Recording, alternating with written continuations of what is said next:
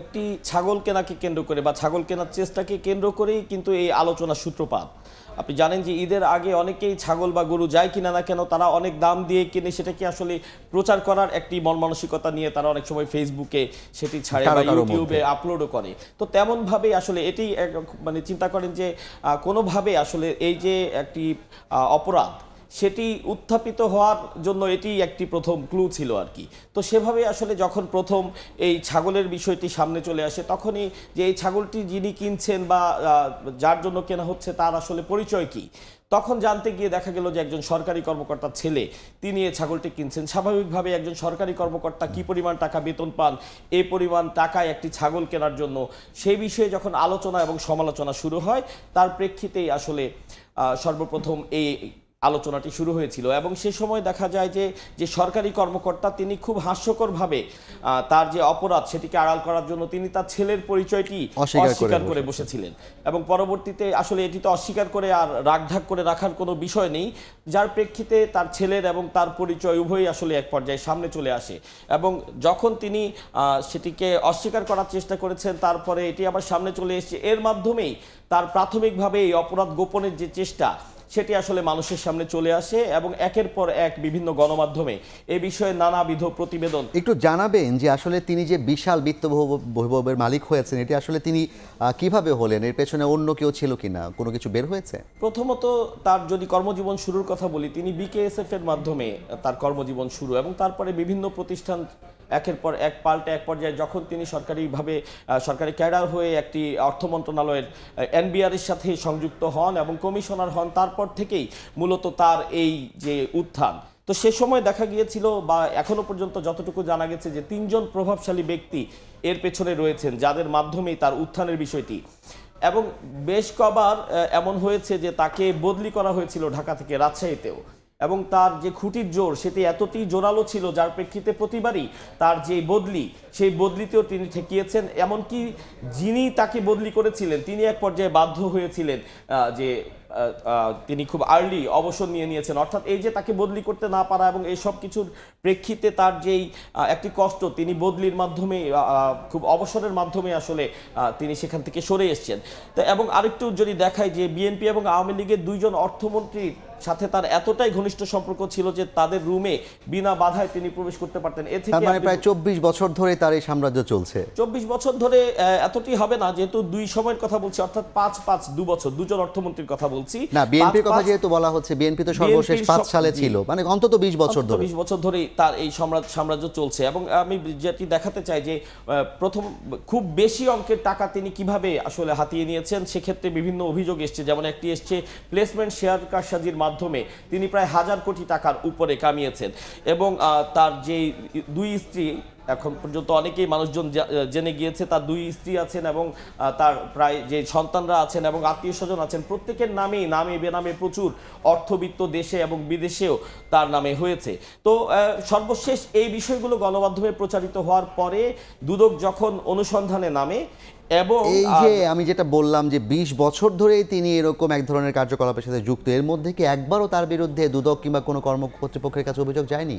জি, দুদকে এ পর্যন্ত 4 বার তার বিরুদ্ধে অভিযোগ গিয়েছে, কিন্তু প্রতিবারই তিনি ক্লিন শিট পেয়েছেন। তো সেই বিষয়টি যাওয়ার আগে, সেই বিষয়টি জানানোর আগে আমাদের একটি প্রতিবেদন আজ আমার প্রচারিত হয়েছে, আমি একটু চলুন সেটা দেখে আসি। আজ একটি প্রতিবেদন প্রচারিত হয়েছে, সেটি আমরা দেখব এখন। ছাগলকাণ্ডে রাজস্ব কর্মকর্তা মতিউর রহমানের দুর্নীতির অভিযোগ তদন্তে 3 সদস্যের কমিটি গঠনের কথা জানিয়েছে দুদক রোববার। ওই দিনই আবার তাকে অর্থ মন্ত্রণালয়ের অভ্যন্তরীণ সম্পদ বিভাগে পদায়নের প্রজ্ঞাপন হয়। একজন উপপরিচালককে আহ্বায়ক করে 3 সদস্য বিশিষ্ট একটি টিম গঠন করা হয়েছে। এই টিম ইতোমধ্যে কার্যক্রম শুরু করেছে। জানা যায় এর আগেও 4 বার তার বিরুদ্ধে দুর্নীতির তদন্ত করেছে দুদক। তদন্তের সময় তিনি শপথেই বহাল ছিলেন, আর প্রতিবারই তিনি পেয়েছেন ক্লিন শিট, অর্থাৎ দুর্নীতির কোনো প্রমাণই পাওয়া যায়নি তার বিরুদ্ধে।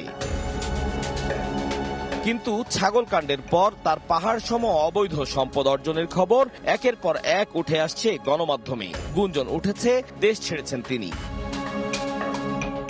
তবে তাকে পদে বহাল রেখে এবার কি স্বাভাবিকভাবেই চলবে তদন্ত, নাকি প্রভাবিত হতে পারে পদ পদবীর দ্বারা? দুদকের সাবেক মহাপরিচালক বলছেন, তদন্ত চলাকালীন অভিযুক্ত ব্যক্তিকে সাসপেন্ড রাখার বিধান রয়েছে, যেন তদন্ত কোনোভাবেই প্রভাবিত করতে না পারেন তিনি। এখানে দেখা যাচ্ছে যে দুর্নীতির সুনির্দিষ্ট অভিযোগ আছে, বেরিয়েছে, দুদক সেটাকে কগনিজেন্সে নিয়েছে এবং অনুসন্ধানে যাচ্ছে। নিয়মটা ছিল এখানে যে তাকে সাসপেনশন করে ডিপার্টমেন্টাল প্রসিডিং করার মতনই যথেষ্ট আলামত ছিল বলে মনে হয়। বলেন, অনেকদিন পর দুদকের সামনে সুযোগ এসেছে অর্পিত দায়িত্ব যথাযথভাবে পালনের। তাই ভাবমূর্তি উজ্জ্বল এবং সম্মান অক্ষুণ্ণ রাখতে যথাযথভাবে কাজ করতে পারবে এবং করবে দুদক, এমনটি আশা তার। আতাউর কাউসার, সময় সংবাদ, ঢাকা। যেমনটি প্রতিবেদনে দেখছিলেন যে এই যে চারবার তার বিরুদ্ধে অভিযোগ হয়েছে, প্রতিবারই তিনি ক্লিন শিট পেয়েছেন। এবার তো আসলে দুদক কি করছে তাহলে? জি, দুদক স্বাভাবিকভাবেই যখন এই তদন্তের একটি সূত্র তারা করেছিলেন, তার প্রেক্ষিতে তার বিরুদ্ধে তারা আদালতে গিয়েছেন এবং তার দেশ থেকে, তার এবং তার স্ত্রীর এবং সন্তানদের দেশ থেকে তারা নিষেধাজ্ঞাও চেয়েছেন। সে নিষেধাজ্ঞাও তারা পেয়েছেন। যদিও আসলে অন্যান্য অনেকবারের মতো এবারও অভিযোগ উঠেছে যে সেই দেশ থেকে নিষেধাজ্ঞাটি যে চেয়েছেন সেটি দেরি হয়ে গিয়েছে। ইতিমধ্যে তার স্ত্রী সন্তানরা এবং তিনিও দেশ ছেড়ে গিয়েছেন এমনটি জানা গিয়েছে এবং আখাউড়া স্থলবন্দর দিয়ে তিনি ভারতে পালিয়ে গেছেন এমন অভিযোগ এসছে। এবং এক্ষেত্রেও সেই যে বলছিলাম যে তার পেছনে প্রভাবশালী অনেকে রয়েছেন, তার খুঁটির জোর অনেক বেশি, যার প্রেক্ষিতে এমন অভিযোগও উঠেছে এবারও সেই প্রভাবশালী ব্যক্তিদের সহায়তায় তিনি দেশ ছেড়েছেন। যদিও আসলে সেটি সময়েই বলে দিবে যে আসলে এই প্রভাবশালী কিংবা খুঁটির জোর যে কথা বলা হচ্ছে, এগুলো কি দুদকের চেয়েও শক্তিশালী?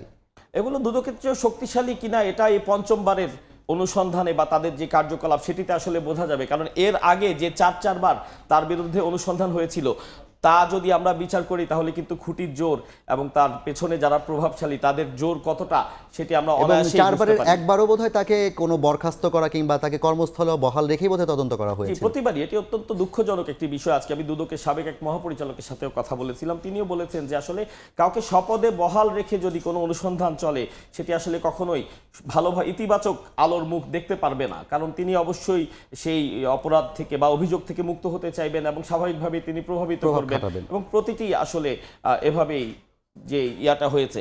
এবং আরেকটি বিষয় আমি বলি যে এই যখন এনবিআর এর তিনি কর্মরত ছিলেন এবং এই অভিযোগগুলো উঠেছে তখন তাকে সে একটি প্রজ্ঞাপনের মাধ্যমে তাকে হচ্ছে অর্থ বিভাগে তাকে তার যে পদবি এবং কর্মস্থল সেটি পরিবর্তন করা হয়েছে।